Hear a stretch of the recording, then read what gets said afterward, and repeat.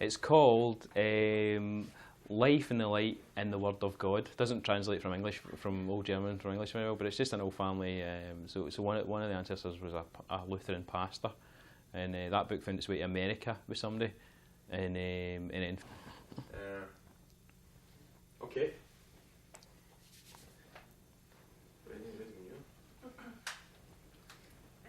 Hi Ross, my name is Stacey. Hello. Please. Just going to interview you today about your roots and things like that.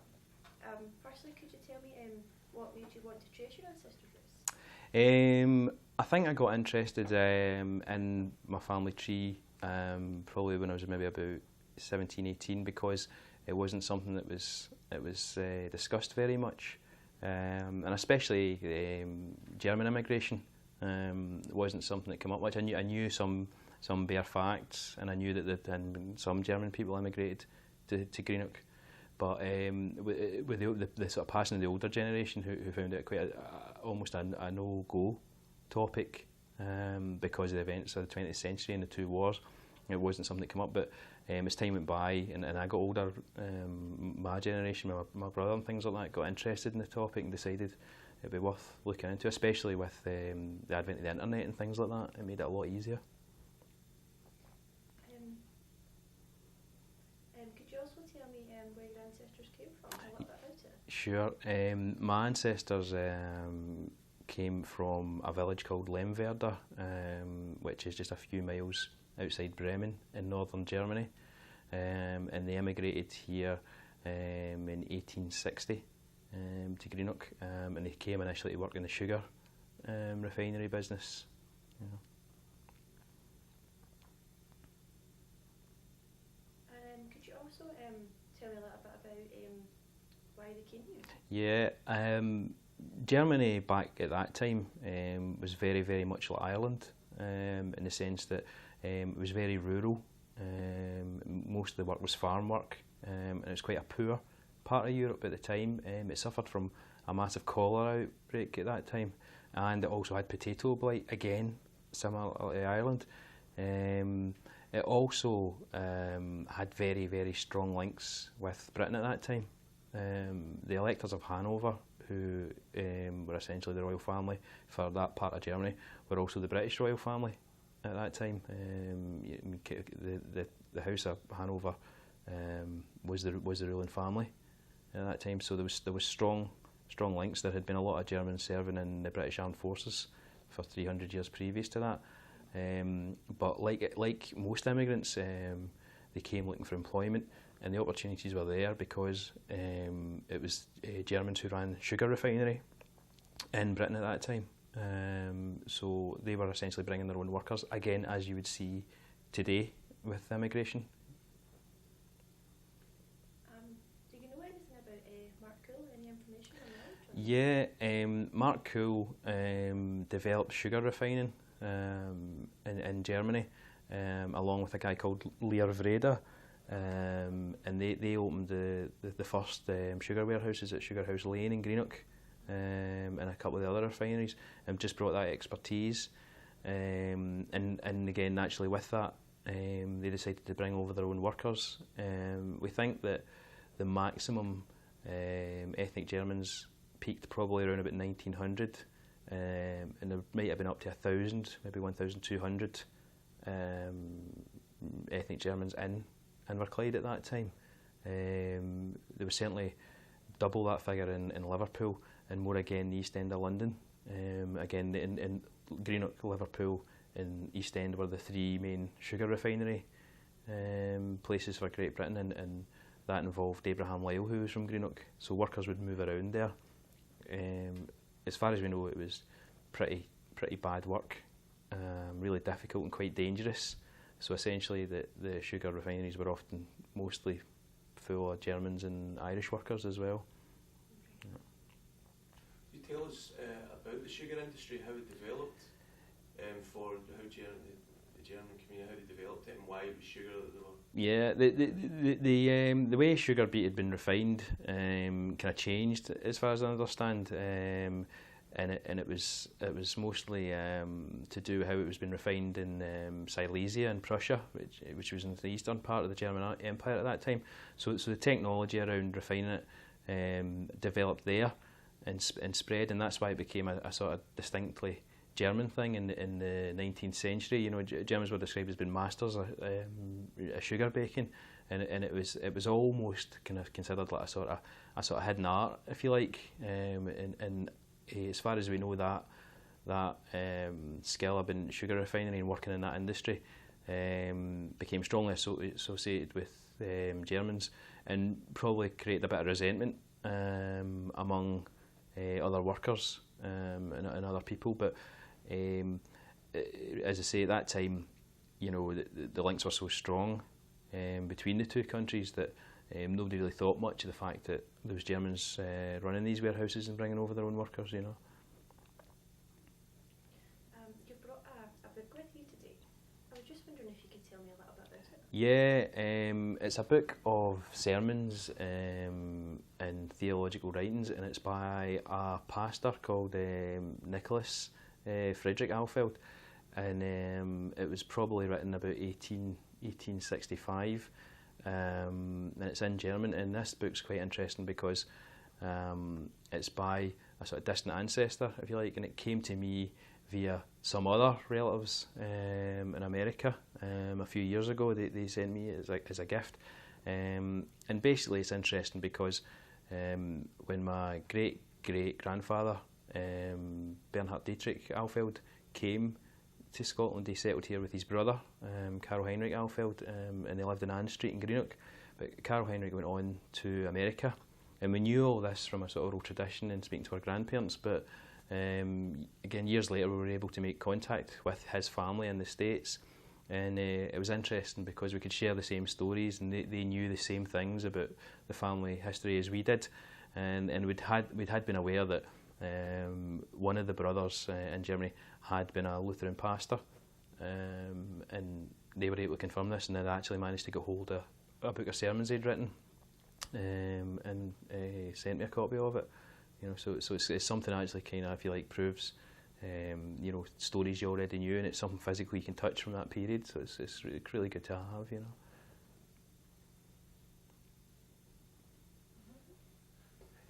Could you tell us about life for for German immigrants when they were here, like when they first came here and trying to find work, so on, and then up to around a bit like internment and sure. I mean, Germans essentially, as I say, my great-grandfather, or great-great-grandfather, sorry, I should say, came here really because his father, Hermann Ahfeld, had died, and he's and their mother, Anna Margarita Feldman, had remarried a man called Franz Augustus Riesenhausen, and he essentially got, I mean, they were tenant farmers, probably by Scottish standards crofters, and this stepfather essentially got the property. And the story is that the boys didn't like the stepfather and ran away to sea. And again, this was all essentially folklore until we actually managed to find the wicked stepfather's grave, and then see that this was a real, tangible person, and these stories were actually real. So they ran away to sea, and the entry point was usually Hull, and you could make your way to Liverpool, Greenock, or Plaistow in the East End of London, which is where Germans were settling. Really, they would start in the sugar warehouse, but because they grew up along the River Weser, and they weren't too far from Hamburg, essentially these lads were shipwrights, so they could work with wood as well. I mean, woodcraft and carpentry, again, is strongly associated with Germans. It looks as if neither my great-great-grandfather or his brother spent any great time in the sugar warehouse. They were there for a couple of years, and very, very quickly were able to find work in the shipyards. By the turn of the century, when we look at the census, in 1902 actually, the 1902 census, they seem to have managed to acquire a house servant. So things have moved quite quickly for them as far as social standing. They've married, they've got children, but generally, any immigrants coming to Greenock at that time, that there's not massive information of any really serious, you describe as persecution. I think we need to look at it in the context of that there's no really an issue with Germany at that time.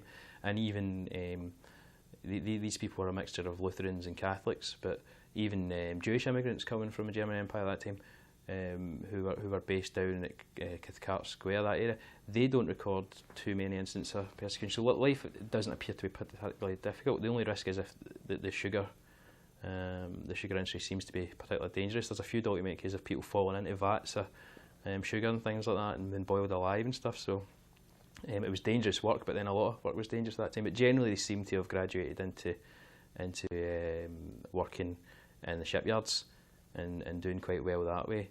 Sorry.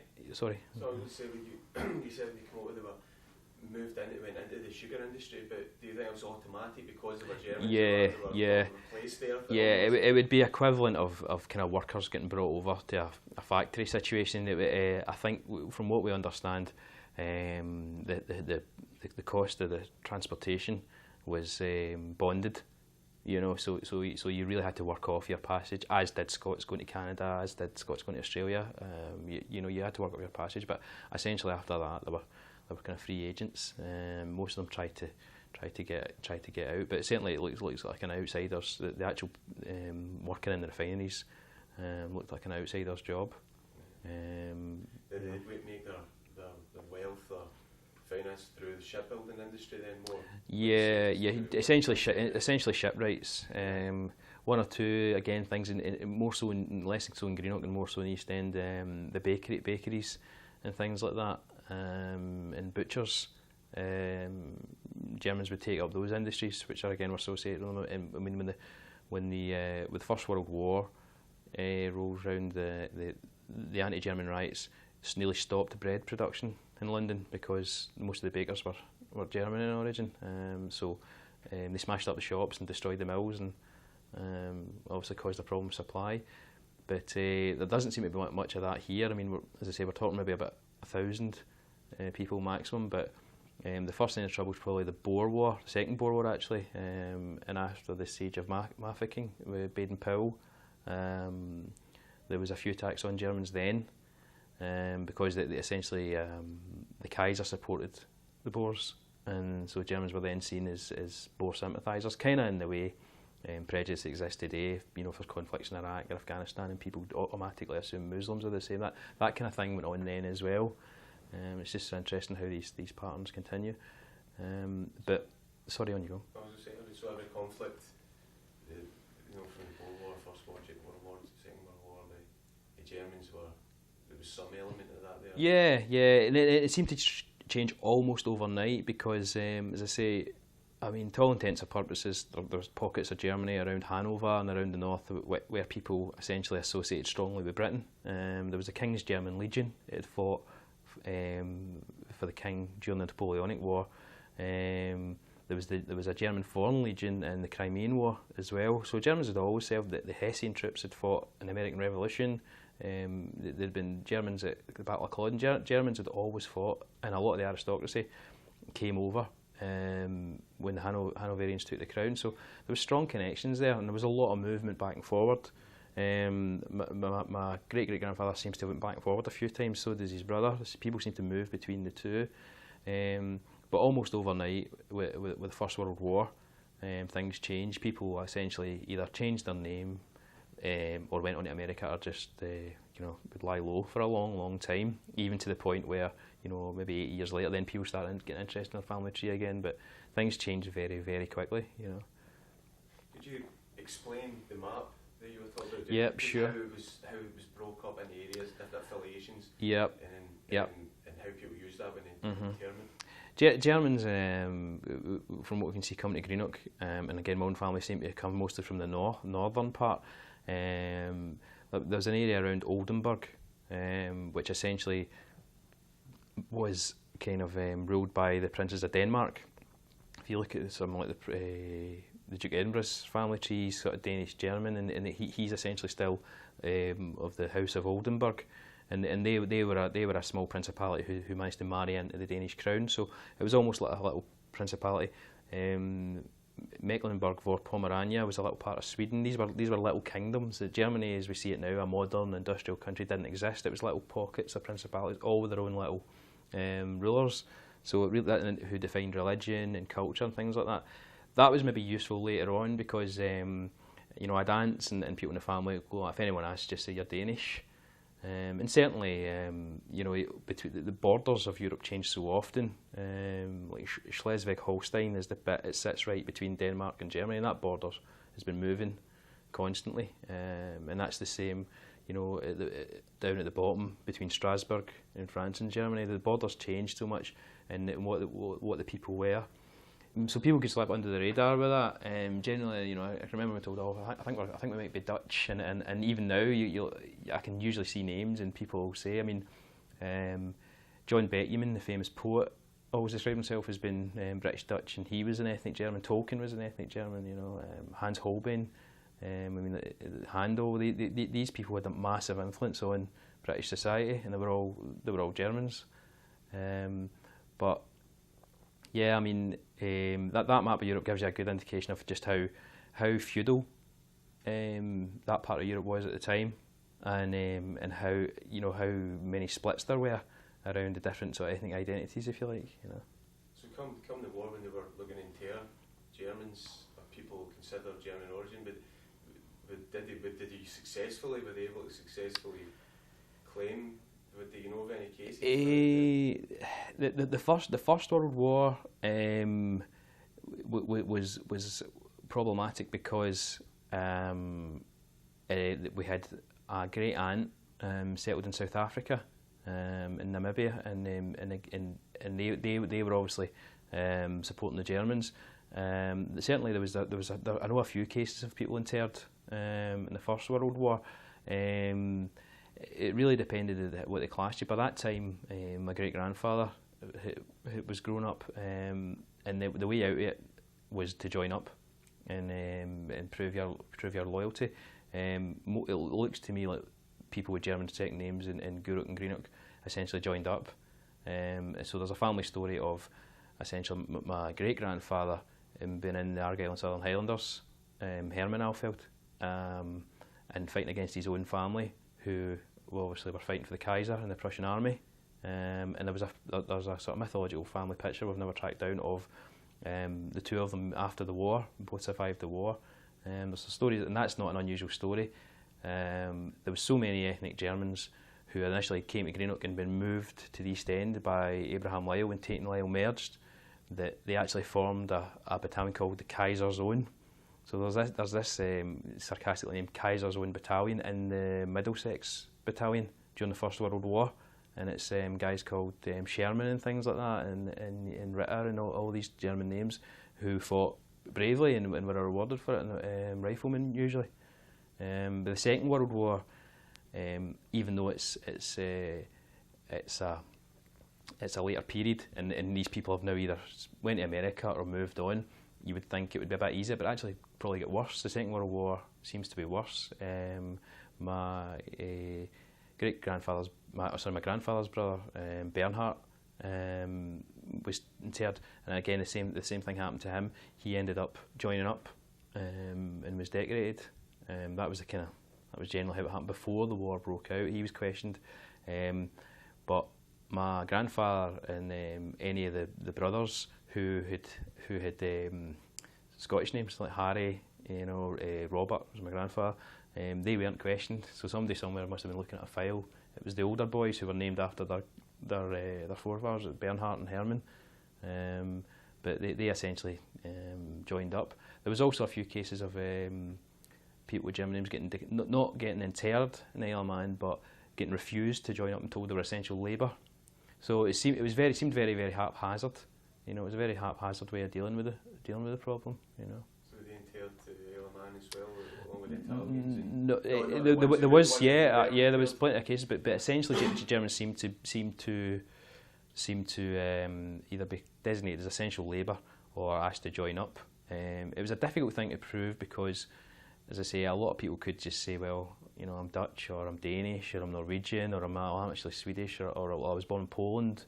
Because essentially, who was German, who wasn't? You're talking about people whose forebears emigrated in the middle of the 19th century, so it's a long time to get to 1910. But probably the most obvious thing to do is to do what the House of Saxe-Coburg-Gotha done and changed their name to Windsor.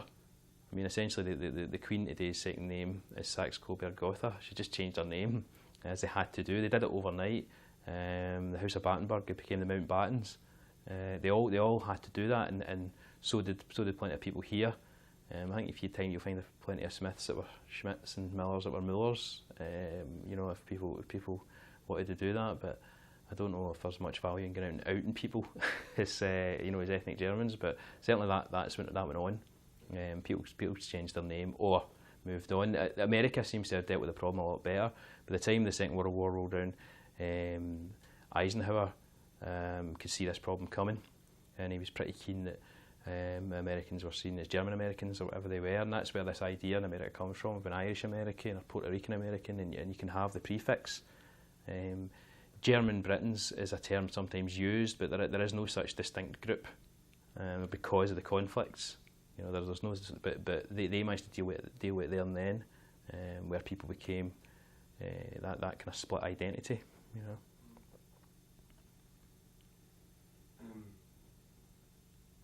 Is there anything else? What was it? What were you saying about the food, the diet? Yeah, I mean, there's little things. There's little things around.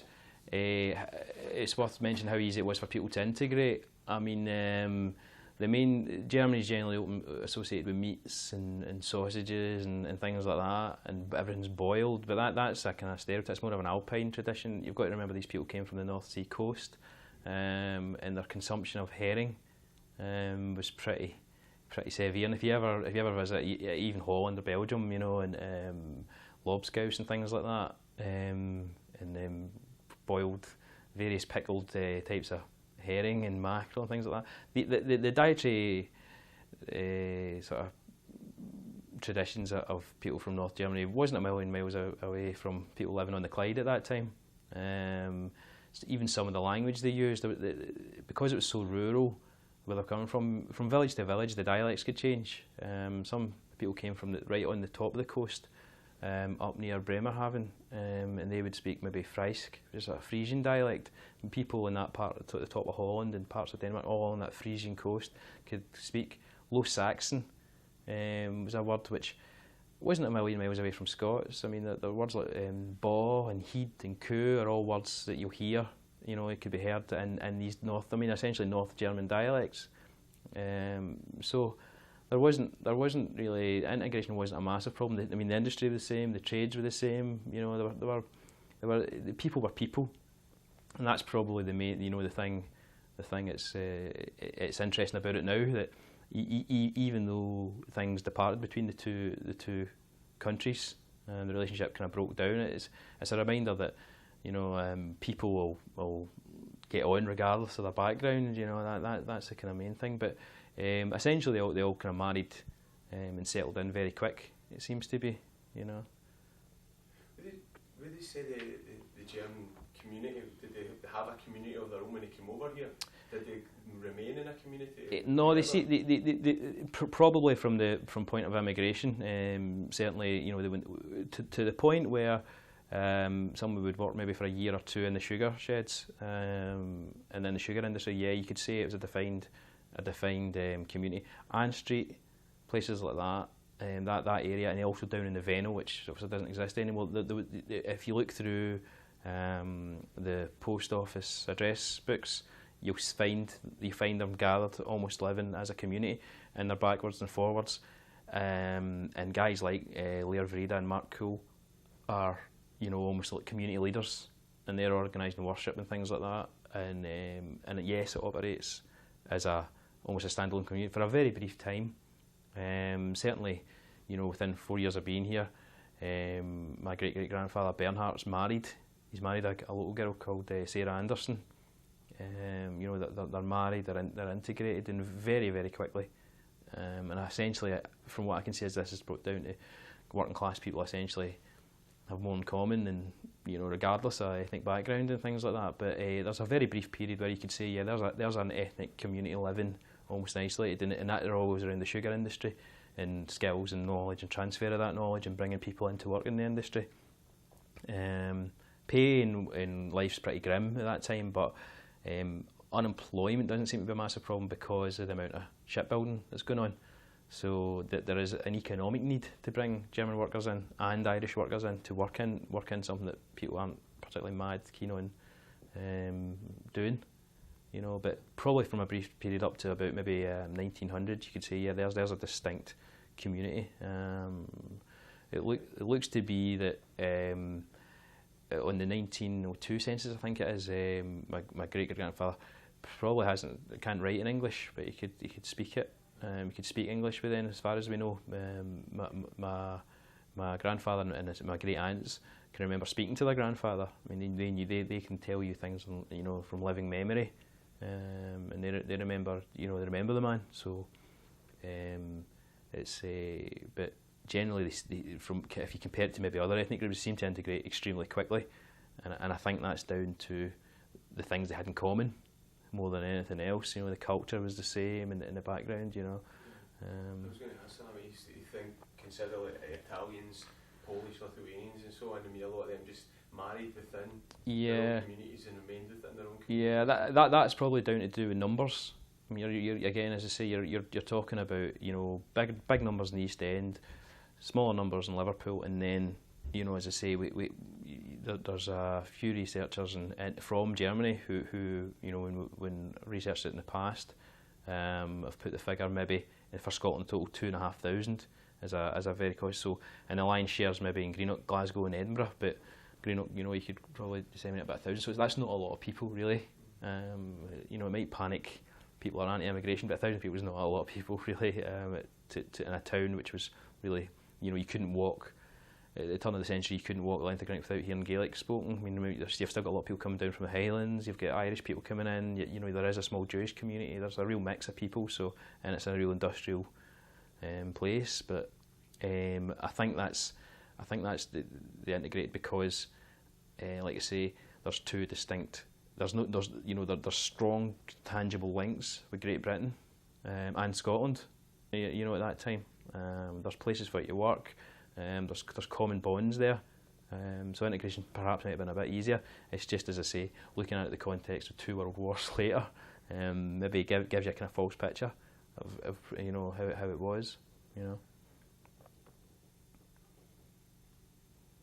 Anything else you like to ask? No, sorry for that. That's you. Is there anything else you want to go over from? No, I don't. I don't think so. Unless there's anything around the specifics of my own sort of family tree. I can give you a general. I don't.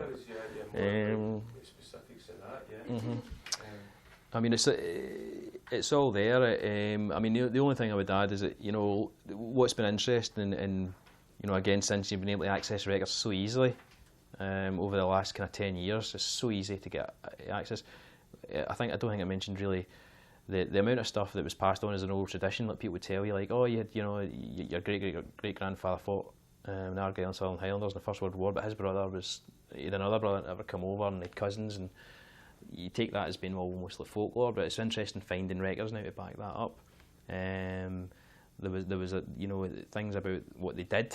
The story that my great grandfather ran away to sea because he didn't like his stepfather. It's been interesting finding that out. And generally looking back, we can go back to about 1701, and what's staggering is they seem to be contained in a small pocket of rural Germany on the coast, covering just about the size of maybe Inverclyde, and farmed that land. They seem to be itinerant farmers. Heuermann is the technical term on the records, on the parish records, which just means hired hand, a hired farmer. And they just seem like people who moved around, itinerant farmers, and this was the way of things. Just tenant farmers, going way back, and it's interesting, you know, hearing these things and then being able to actually find the records. If anyone, people think they're doing it or they've got it's so easy to do, especially with Germany, and their archiving their records are fantastic, especially parish records. Really easy to do. But the one thing it does show you is it could almost be you can almost be reading about crofters in Harris or Lewis, facing the same hardship, whether it's, you know, potato blight, whether it's cholera, whether there's conflict. There's conflict with France. There was wars with Denmark. There was endless conflict. There was endless disease, and you know, people live in a rural, whether it was off the sea or off the land, is almost identical to the communities they were coming to. And I guess, for me, it just throws up the similarities we have in culture. You know, no matter where it is in Europe we're from. You know. Do you know why they would have chose Scotland, or Inverclyde, or this place to land? I mean, if they weren't on their way to America. That is interesting, because the main entry point seems to be Hull. It's not as if you're sailing round and coming in at Greenock for any particular reason. The two factors seem to be that you could transfer on to America, which my great grandfather's brother Carl Heinrich seems to have done. He seems to have settled in New Jersey. Went in New York, settled in New Jersey, and then later, some of my great grandfather Bernhardt's his sons, they seem to have then went on and settled in Chicago, and we're in contact with that family now. But you could obviously sail from Greenock to America, so that's obviously one factor. It was a transfer point, but the main driver seems to be the sugar industry, because Mark Cool and Laird Rader had set up. You know, there was German managers there and German workers already positioned there. So generally, you know, if you had someone you knew there, or a friend or a contact, you know, you would go there. I mean, the lion's share did go to the East End of London and in Liverpool and then Greenock. But, you know, it's for the same reasons again. I guess somebody would immigrate here now if there's a link or a connection or there's an industry, you know. So you think, yeah, so because maybe they knew people that knew there was yeah. a community already there. Yeah. Because like you say that your family, maybe they weren't actual sugar merchant. No. These were semi-skilled labourers, but once the network was there, it seems to be there were skilled workers who were very knowledgeable, master tradesmen in sugar refinery, and then there was obviously the managers and the owners who were Germans as well. But it was really just I think for economic reasons, they bring over their own workers. Essentially, most of the guys working could transfer their skills very, very quickly, and again, usually they ended up being ship's carpenters. That was generally what they ended up doing. You know, certainly that's the case in my family. You know. Well, have we covered everything unless you like to go into some more detail? I don't think so. Excuse me. I think we've got quite a lot of detail in most of it. The religion, I mean, just that's probably worth covering. Essentially, because they were from northern Germany, they were Lutherans, and this is quite interesting because when I look back, it's a real mixed bag, and this seems to create problems wherever German immigrants have went in the world, because Germany is a mix of Catholics in the south, Lutherans in the north, but also evangelicals who are more like Calvinists. So there wasn't really a comparative match when you got there, but certainly. It was thought that the Mid-Kirk in Greenock had the look of an evangelical kirk in northern Germany, and if I look at the one in the village of Lemwerder, and it's called the Kirk am Deich, which is basically just church on the dyke, right? It looks a bit like the Mid-Kirk, and certainly my great grandfather married Sarah Anderson there. There wasn't a Lutheran church they could go to. They seem to think there was somewhere in Glasgow that Germans gathered for worship, and there was one Lutheran pastor. But what is more interesting is at least half a dozen German Catholic priests came to Scotland, and quite a few in Inverclyde around about that time as well. It was thought, some people used to think that it was a mission to sugar bakers, but it wasn't really. At that time, there was conflict between the Catholics in the south and Bismarck, the German Chancellor, and it was a period called the Kulturkampf, where culture war, where the Prussians wanted to push out the influence of the Catholic Church. So a lot of German priests were evacuated here as well to escape persecution. There was one at St Ninians in Gourock, Bader Hilgers, and he seems to be quite a popular priest and built the parish house that's there now. There was one in Greenock as well, Manfred Kuller. So there was a few priests dotted about, There was a priest, Father Jansen, up in Coatbridge. So there seemed to be quite a lot of German priests, some from Holland as well, and a couple of Belgians, and they come at the same time, which is quite interesting. And again, it almost kind of bucks the idea that predominantly the Catholic Church re-established itself in the west coast of Scotland through Ireland, which is predominantly true. But just like immigration of people, there seems to be quite a few German priests settled here as well, and some French, got a French priest as well. So that's quite interesting as well. They seem to have made contact, and they seem to have made contact with the sugar bakers and provided some, help to them while they were there. I think, and from what I can see, regardless of what the group was, but Germans always seem to be a kind of mix of almost three different, evangelical and mainstream Lutheran and Catholic as well, depending on, again, which principality and where they came from.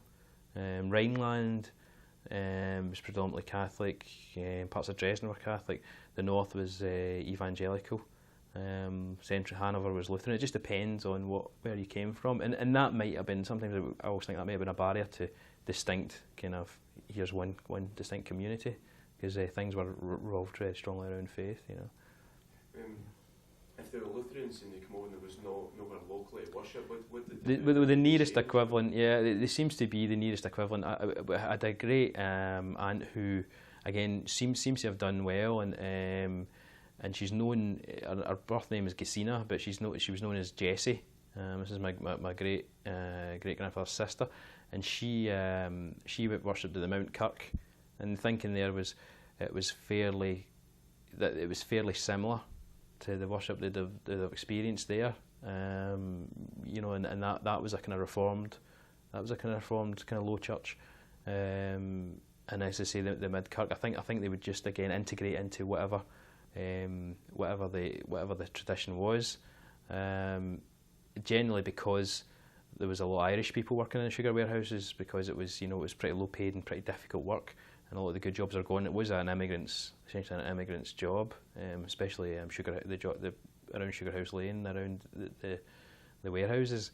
Naturally, a lot of Irish people and German people would get together, which is essentially the case in my own family history. And they would take on that religion. So certainly you can see a lot of people with German second names maybe getting the second, third generation who are maybe confessing Catholics, or confessing that faith, and that's just through marrying in. Some, Church of Scotland.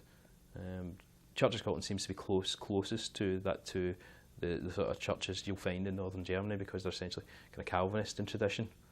But it looks as if they seem to would integrate into whatever whatever community was there. It's a real mixed bag, So you think that made it easier for them to integrate, being there so they were so adaptive in what they done, like for their labours and their yeah, I think so. Yeah, I think so.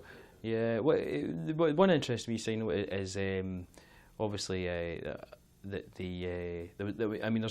a few jokes around that, like Ann Street never got bombed in the war because Hitler's auntie lived there, and there's always been jokes around. But after the war, if people identified as being in German, it would have caused them a lot of problems. But I remember getting told that the German Man City goalkeeper Bert Trautmann, who had been a German paratrooper in the Second World War, the good feeling, he made a couple of appearances at Capello, and the good feeling towards him and people like that kind of helped make things a bit easier for people that were of German extraction living in Britain. And it was just this idea that here's a guy who was a reasonable guy, and people could meet and say, well, there was a war on and people were fighting for their country.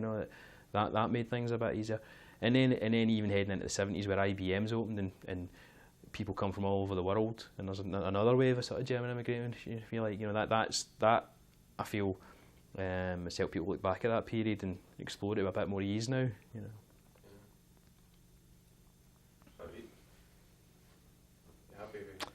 I think so. Yeah. Is that all right, or do you want? No, it's great. It's perfect. I think we've got absolutely everything we need. It's a bit rambly, but as long as you get. Not at all. Because every time we head it and take what we need from it. And Aye, put it together? aye, if there's stuff you need, but if I've got, there's birth certificates and stuff lying about and census records.